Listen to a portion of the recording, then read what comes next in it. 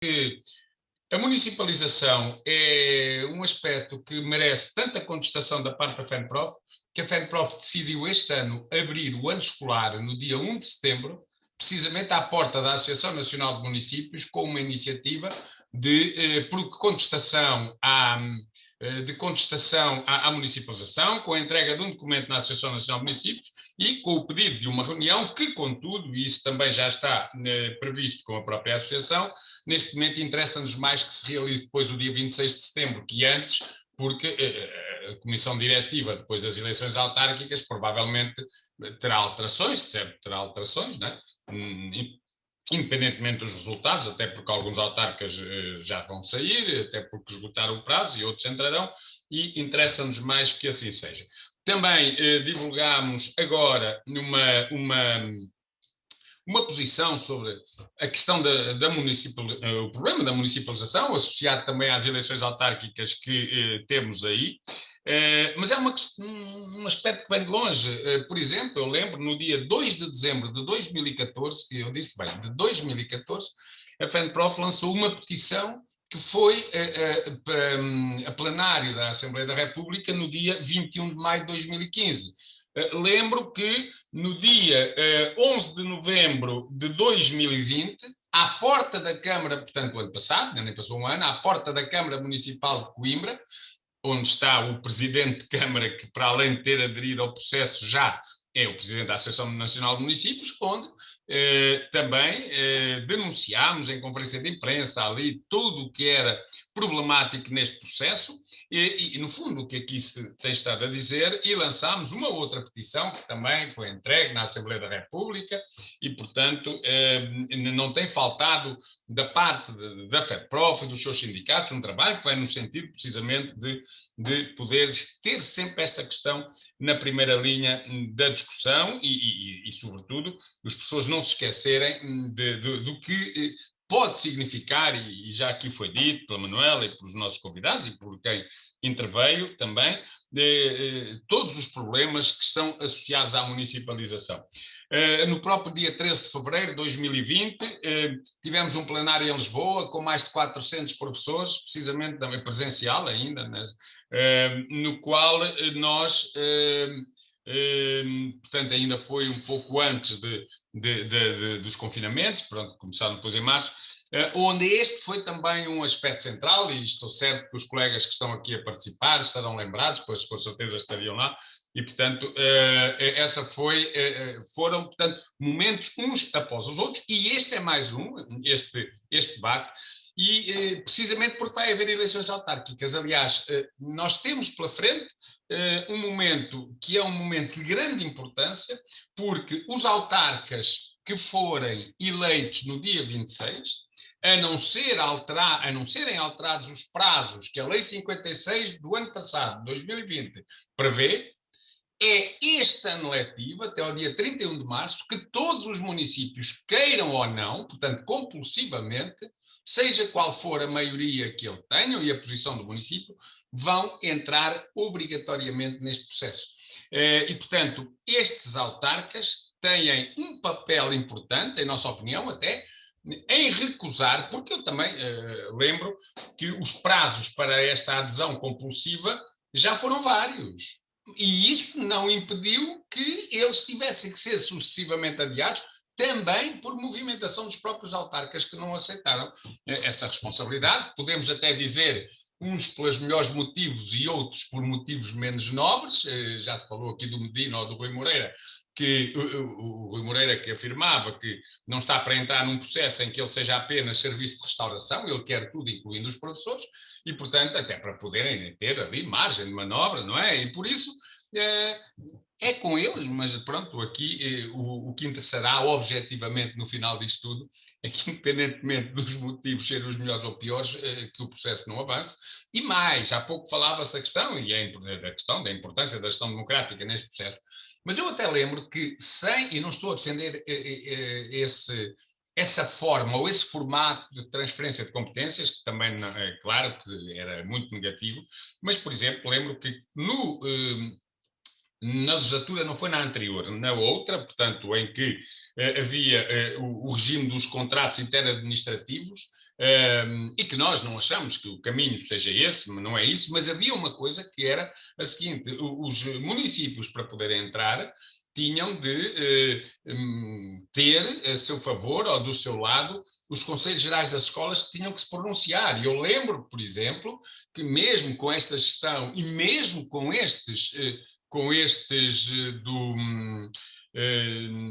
Conselhos Gerais, e alguns colegas estavam aí no bate-papo a fazer justas críticas à sua composição, boa parte deles pronunciou-se contra. Eu lembro, por exemplo, de termos estado num debate em Faro, onde o Sr. Presidente da Câmara de Faro sempre foi, curiosamente, um colega nosso, ex-diretor, mas pronto, sempre foi um grande defensor deste processo de municipalização, dos processos de municipalização, não é? Se calhar chateia-se ser só diretor daquele agrupamento e, portanto, quer ser o diretor das escolas todas, e foi, na altura, impedido de o fazer por todos os conselhos gerais do seu conselho, votaram desfavoravelmente, e ele depois até acusava a FENPROF de ter sido responsável por ele não poder avançar para um processo como este, que era importantíssimo. Claro que sentimos-nos satisfeitos pelo reconhecimento do Sr. Presidente da Câmara, o Dr. Rogério Bacalhau, e, portanto, esperando, mas claro, assim que pôde, e pôde, já com este processo em curso, ele imediatamente entrou por aí dentro. Dizer que relativamente à questão dos projetos, são só os projetos, não são só os projetos, porque os projetos, é evidente que os projetos entram, saem, portanto podem não ser aqueles que as escolas necessitam, são aqueles que os municípios, as câmaras veem que também podem buscar umas maçarocas e essas coisas todas, não. É que mesmo sem terem qualquer implicação no recrutamento de professores, e vamos ver o que é que aí vem para o mês que vem, quando o Ministério da Educação nos for apresentar o seu projeto ou a sua proposta para rever o regime de avaliação, de recrutamento, portanto, de concurso dos professores, porque nós sabemos que há muita gente naquele Ministério e no Governo que consideram, eles podem não pôr as câmaras a recrutar os professores, mas basta que sejam os diretores sob tutela, que estejam sob tutela das câmaras para haver ali uma influência logo. Portanto, a questão é tão simples como esta. E, portanto, vamos ver o que aí vem. Eu, aliás, lembro que este governo, que até acabou com as tais BCEs, as bolsas de contratação de escola, já mais que uma vez, quer Alexandra Leitão, quando era secretária de Estado, quer o atual secretário de Estado, que já era e continua, João Costa, nos disseram do seu arrependimento por terem acabado com as bolsas de contratação de escola, que na verdade era uma... Portanto, isso aí não temos, vamos ver o que aí vem, temos que nos preparar para isso. Já agora chamar a atenção também dos colegas que provavelmente não é por acaso que o Ministério da Educação escolheu o mês de outubro para avançar com a negociação dos concursos, porque o concurso geral foi este ano. Tinha sentido, como a FENPROF queria, que a revisão do regime tivesse sido o ano passado, mas não, é agora. Para quando? Bem, o próximo concurso é em 2025, na próxima legislatura. Portanto, em primeiro lugar, não se prevê nada de muito bom quando alguém quer aprovar uma alteração a um regime que precisa de ser alterado, mas alterado no bom sentido, que já não é esse alguém que aplica. Portanto, depois também, porque todos sabemos que se há matéria que desune os professores, é precisamente os concursos. Não é a revisão da carreira, porque a carreira nós sabemos que se ela melhorar, melhora para todos. Se os salários aumentarem, aumenta para todos. Se a precariedade acabar, o precário não entra num quadro à conta de um que lá está e que vai para a precariedade. Mas os concursos é diferente, porque se a regra que me permite ir para aquela escola que fica próxima da minha residência, onde eu quero estar, é a regra que não permite que vá outro, porque se for outro já não vou eu. E, portanto, provavelmente, não é por acaso, que é precisamente no mês de outubro, eventualmente prolongando-se durante o mês de novembro, que são 2 meses, não são os únicos, mas tem uma importância grande, precisamente porque está a ser discutido o Orçamento do Estado na Assembleia da República, e em que os professores fazem sempre uma pressão forte para procurar que o orçamento preveja verbas para resolver problemas que são importantes para si, da sua carreira, da precariedade, das suas condições de trabalho, da aposentação, etc. E tudo isto nos professores, que eles querem ir fazer a revisão ou mexer numa legislação que divide os professores. E nós temos que estar atentos a isto. Não é dizer-lhes que, epá, não, vocês agora querem negociar os concursos, nós andamos tanto tempo a exigir, mas agora não queremos nós, não vamos dizer isso. Mas não podemos perder neste período, não nos podemos deixar dividir, precisamente, no sentido que eles querem, que é perdermos a noção de outros aspectos importantes e que nesta altura ganham ainda maior importância e envolvermos-nos todos a discutir se a regra A ou a regra B é que melhor me serve. Portanto, temos que ter cuidado com isso e não é inocente da parte deles terem atirado para esta altura. Dizer que nós quando marcar... mas dizia então, mas que relativamente às pessoas já há outros aspectos que implicam. Por exemplo, um dos aspectos que está atribuído, neste caso nem é às câmaras uma a uma, mas é às CIM, às comunidades intermunicipais, é a fixação e depois a distribuição pelas escolas dos vários concelhos da resposta formativa e, portanto, dos cursos profissionais. E que vai valer até 25% do currículo das escolas. 25% é muita coisa. Portanto, isto quer dizer que já não vai ser a escola, ou que já não é a escola a definir isto, porque este curso, esta resposta é paga pelos fundos europeus, mas que pode acontecer que aquilo que vai caber a determinada escola, por acaso até deixa de fora professores, porque é de áreas que não é daqueles professores. Portanto, isto pode ter já implicação nos próprios professores criando horários zeros em escolas. Criando horários zero em escolas. Portanto, aí sim. E não podemos esquecer também que depois foi retirado, mas que já alguém aí falou disso há pouco, que no primeiro projeto que eles apresentaram de transferência de competências para os municípios, que é disso que se trata, como tecnicamente chama-se assim, que depois tem formatos distintos, teve os contratos interadministrativos e agora tem isso, mas que num dos primeiros documentos se previa que seria fixado para cada município qual era o número padrão de professores para lá que eram necessários para o Conselho. Tinha a ver com o número de estabelecimentos, tinha a ver com a rede de conselhia, tinha a ver com o número de alunos, tinha a ver com a tipologia das escolas, tinha a ver com um conjunto de critérios e depois estabelecia-se que eram precisos X professores.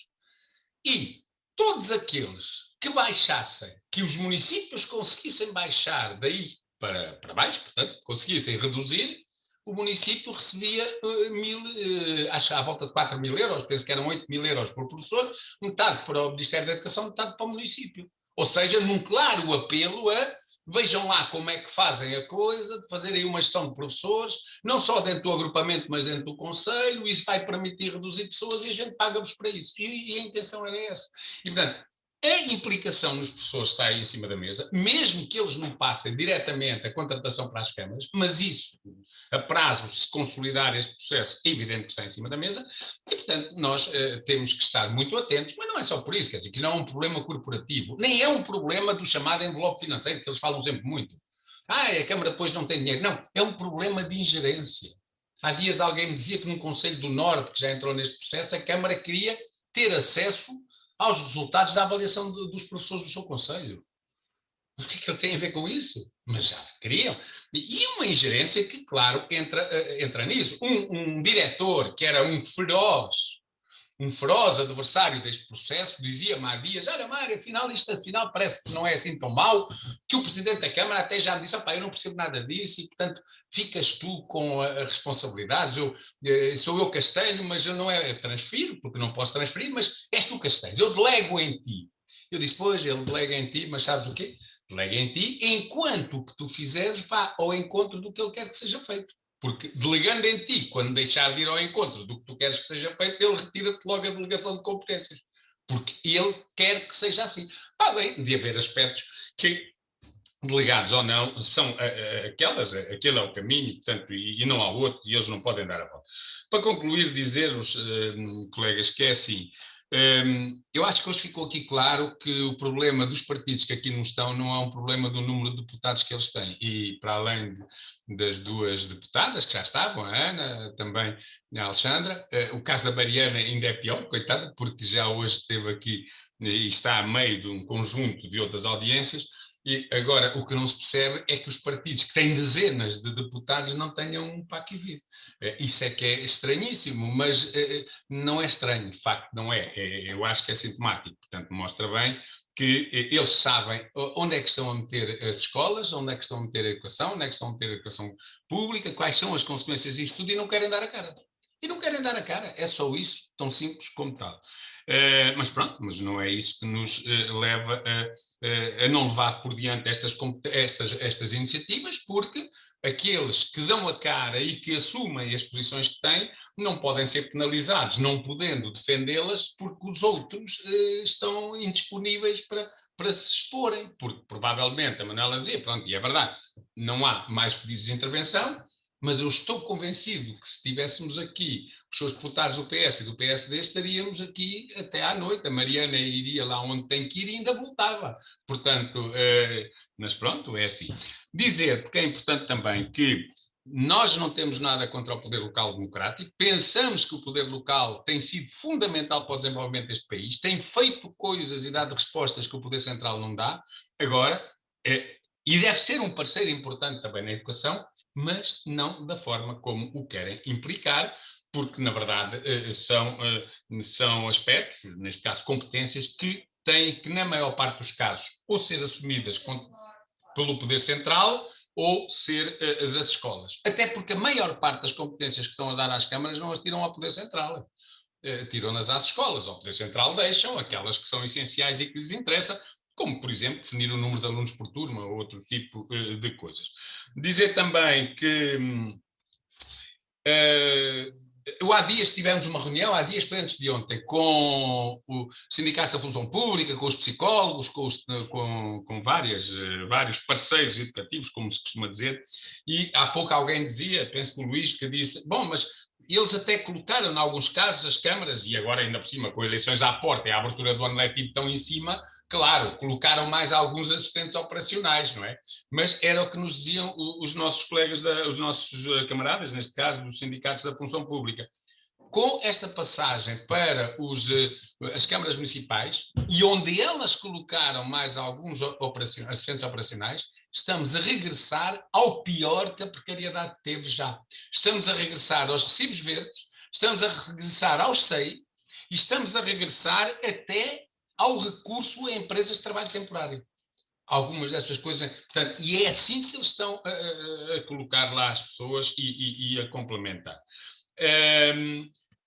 Eu estou um bocado preocupado até com algumas coisas, falou-se aqui da privatização, novamente, de tudo isso, até com algumas das coisas que o Sr. Ministro tem nada a dizer agora ao longo desta semana, e uma delas foi que houve um grande aumento para 6.200 euros, o custo dos alunos, curiosamente até, eu fui ver, a OCDE tem lá naquele relatório anual que faz, que em 2014 já eram 6.200 euros o custo do aluno em Portugal, e ele agora foi recuperar um valor para agora, comparando, dizendo que nessa altura era muito menos. Mas o que é curioso, já agora, e para percebermos que não há aqui investimento nenhum, é que o Sr. Ministro, mas isso, justiça se faça, ele disse, esses 6.200 euros entram em conta com o edificado e com a formação de professores, que curiosamente são verbas que não são propriamente do Orçamento do Estado, são verbas dos fundos europeus, a formação contínua, porque eu presumo que ele não está a falar da formação inicial, porque não é do seu ministério, a formação contínua e o edificado. Portanto, os alunos agora passam também eles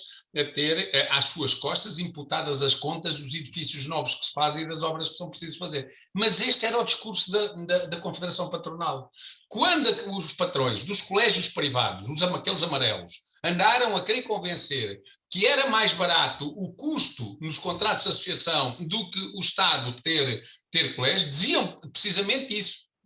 Sim, porque nós é que somos os donos do edificado. E na função pública, na resposta na escola pública, é o Estado que ainda por cima tem que também pagar o edificado. E é curioso como o ministro agora vai buscar isso. Eu fiquei a pensar depois ainda por cima, porque tive uma reunião na segunda-feira com a Confederação Patronal, a propósito dos professores do ensino particular, e o diretor executivo da Confederação Nacional de Educação e Formação, o Rodrigo Queiroz e Mel, dizia: estamos muito satisfeitos porque finalmente o Ministério da Educação reconheceu que o ensino é mais barato no privado que no público.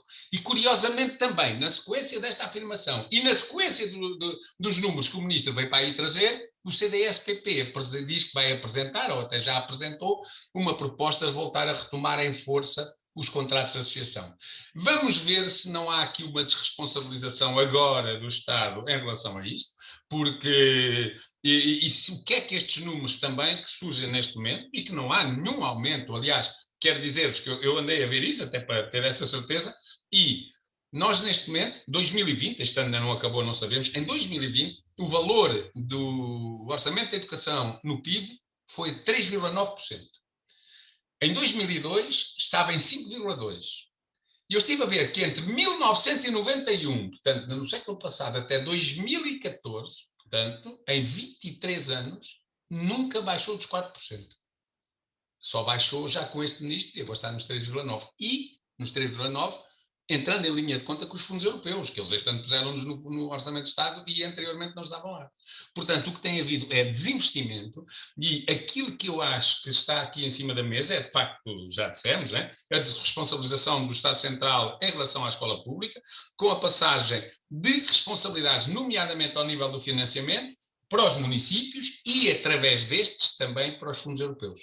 E, portanto, cada vez alívio maior do Orçamento do Estado em relação à escola pública. E isso é muito mau, porque, na verdade, a escola pública, nós sabemos, faz aquela diferença a nível da igualdade de oportunidades, tudo isso que nós sabemos, dá as respostas que o Paulo Freire, que faz agora os 100 anos que nasceu e que tantos contributos deu para a educação, precisamente, e para a importância que a escola pública tem ao dar a resposta a todos da forma melhor que possa, claro, mas para isso, claro, tem que também ter governantes que possam garantir que a escola pública tem qualidade, que é devidamente financiada e já agora também que tem uma gestão democrática. Esta semana falou-se muito do Jorge Sampaio, uma vez que ele faleceu, e eu lembrei-me, aliás a FENPROF até escreveu isso, precisamente que quando em 2004 o PSD, com o David Justino, com maioria absoluta, aprovaram a Lei de Base da Educação que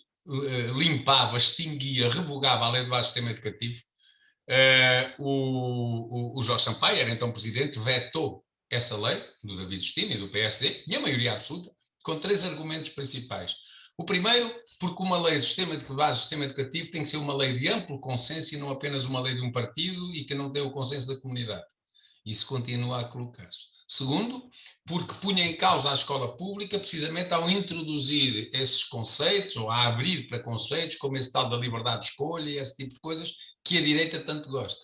E em terceiro, porque a lei de bases abria para um regime de gestão das escolas que contrariava a Constituição por falta de democraticidade. O curioso é que, alguns anos depois, o Partido Socialista, com a senhora ministra Luz Rodrigues, nem precisou de alterar a lei de bases para dar cabo da gestão democrática. E, portanto, o nosso papel é este, é lutar, continuar a lutar. Sabemos que não é das coisas mais fáceis de movimentar os colegas. Sabemos que muitos colegas, pronto, que também é um bocado normal, confinaram nos últimos 2 anos e agora a coisa custa a desconfinar, mas nós temos que lá ir, nem que seja com saca-rolhas.